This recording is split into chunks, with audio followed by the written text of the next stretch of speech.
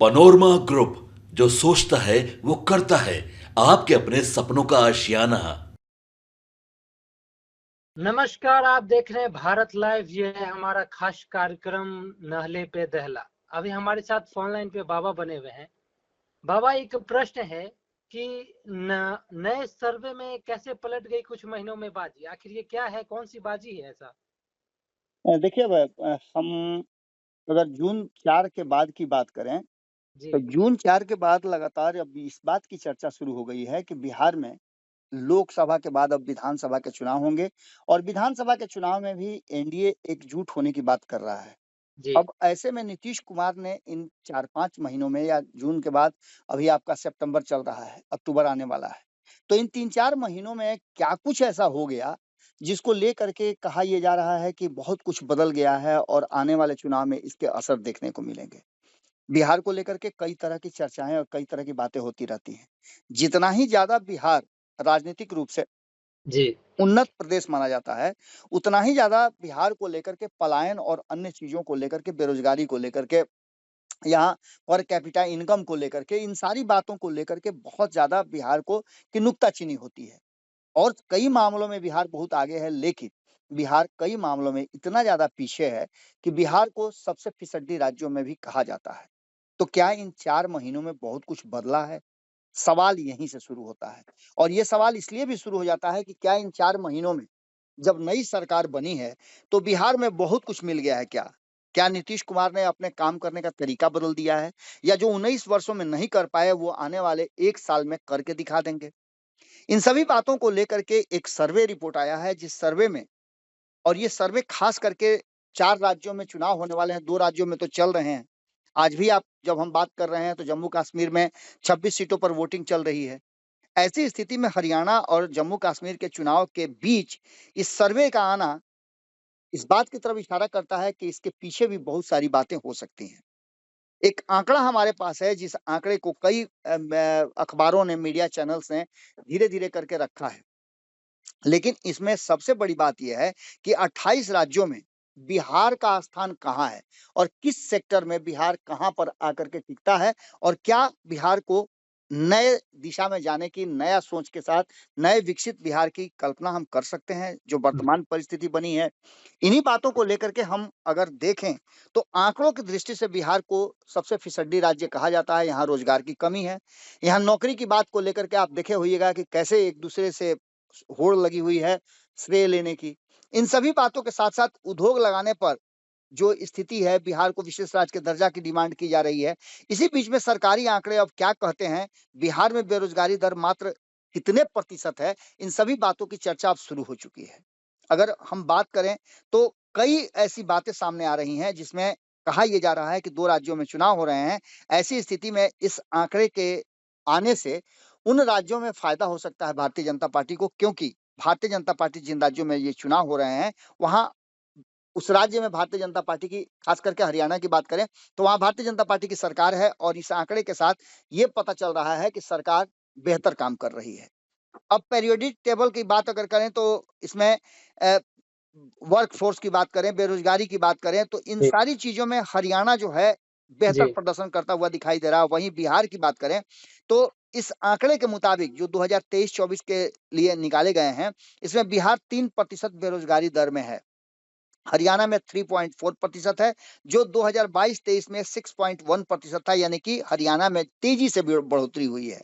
अब आप समझ सकते हैं, इस पूरे कहानी को अगर देखा जाए, तो हरियाणा के ऊपर फोकस अगर करते हैं आप, जहाँ चुनाव हो रहे हैं, और उससे बिहार की तुलना करते हैं, तो बहुत कुछ बदलता हुआ नजर आ रहा है।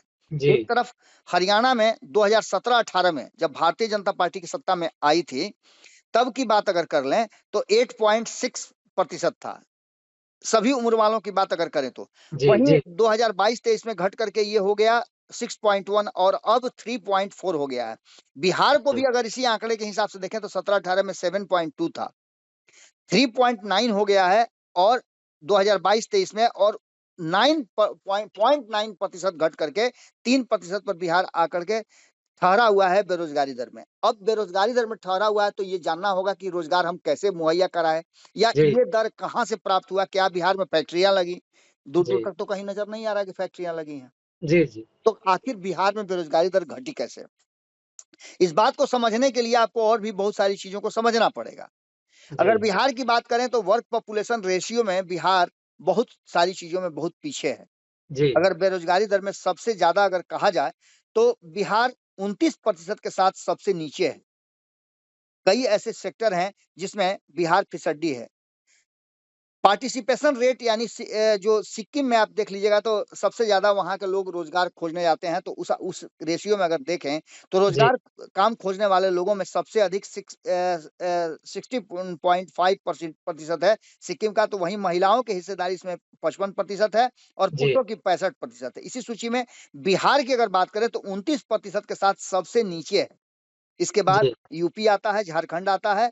और इन सारी चीजों को लेकर के अगर आबादी में काम करने वालों की संख्या यानी वर्क पॉपुलेशन रेशियो देखें तो सिक्किम 58.02% है, सबसे ऊपर है। वहीं छत्तीसगढ़ 51.3% दूसरे नंबर पर है।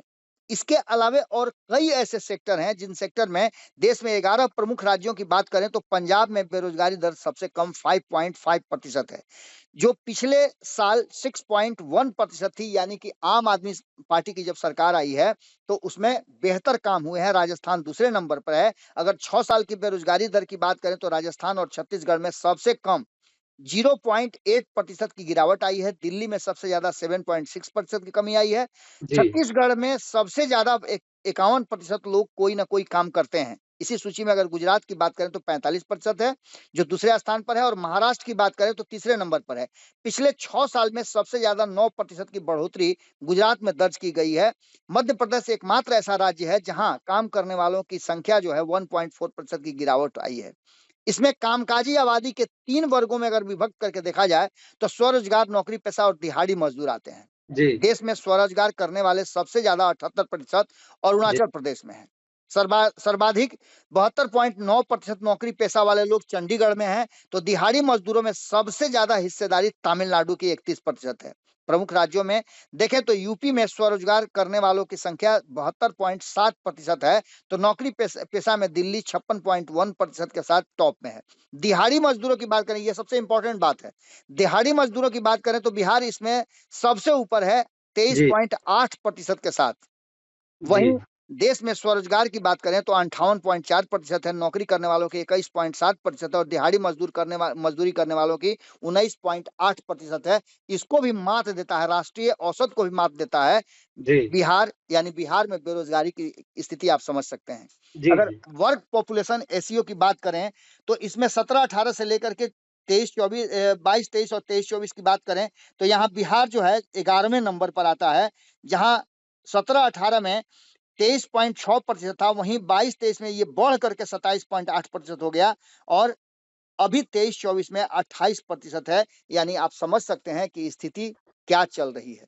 जी ऐसी स्थिति में एक बात तो साफ नजर आ रही है कि आने वाले 2025 के चुनाव को अगर मद्देनजर रखते हुए हम इन सभी चीजों को, आंकड़ों को अगर ध्यान से देखें तो बिहार कहीं ना कहीं अब एक ऐसी जगह आकर के फंसा हुआ है जहां 2025 के चुनाव हैं और अलग अलग लोग दावे कर रहे हैं। नई सरकार बनने के बाद आप समझ सकते हैं कि किस तरह से, चाहे वो बात करें आप चिराग पासवान की, या बात करें आप फिर जीतन राम मांझी की, या आप बात कर लें गिरिराज सिंह की, अन्य जो मंत्री हैं जिनके पास रोजगार मुहैया कराने के साधन हैं, उसके लिए वो कार्य करना शुरू कर चुके हैं।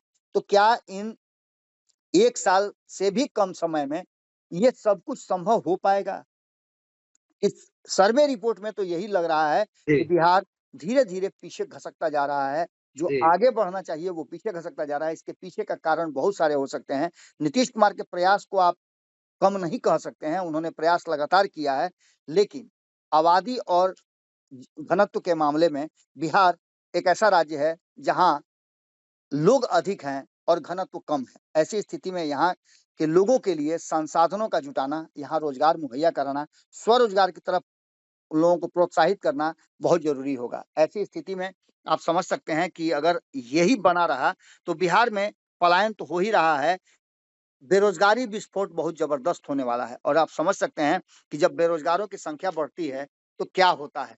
एक आंदोलन होता है और आंदोलन के बाद बहुत सारी चीजें बदल जाती हैं। देखने वाली बात ये होगी कि आगे अब किस तरह से सरकार इन सब चीजों को देखती है, लेकिन एक बात तो तय है कि जी कुछ महीनों में ही हम जो बातें कर रहे थे कि क्या सचमुच में सब कुछ पलट गया है, कोशिश जी जारी है। पलटने की बात अगर कहें तो बिहार अभी भी बेरोजगारी दर में छठे नंबर पर है और वर्क पॉपुलेशन के रेशियो के मामले में 11वें नंबर पर है। ये हमारे लिए भी चिंता का कारण जरूर है, सरकारों के लिए तो है ही, लेकिन आम लोगों के लिए ये चिंता का कारण जरूर है, क्योंकि इस पर अब नए शोध की जरूरत है, नए सोच की जरूरत है और बिहार में रोजगार लाने की जरूरत है, जिससे कि युवा काम करें और उसमें तल्लीन रहें। जी। तो जैसे कि सभी आप दर्शकों ने सुना कि बिहार बहुत मामले में आगे भी है और बहुत से मामलों में पीछे भी है।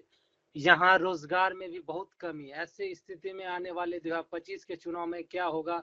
क्या 1 साल में कुछ हो सकता है बिहार में? क्या जो पलायन हो रहे हैं, क्या रुक सकते हैं? वो देखने वाली बात होगी। फिलहाल ऐसे ही खबर देखने के लिए हमारे साथ बने रहें। तब तक के लिए धन्यवाद। पनोरमा ग्रुप, जो सोचता है वो करता है। अगर ये वीडियो पसंद आई और वह बिहार के राजनीति और बिहारियत से सरोकार रखेनी तो सब्सक्राइब बटन दबा के चैनल के सब्सक्राइब कर ली। ओजे एगो घंटी बा, ओकरा बटन दबा देला से कुल सटीक और मारक खबर रुआ मुफ्त में मिल जाई। अगर रुआ पत्रकारिता के हमनी के नया प्रयोग में सहयोग कर चाहतानी तो ज्वाइन बटन दबा दी। पेटीएम नंबर नोट कर ली 9386816700। धन्यवाद।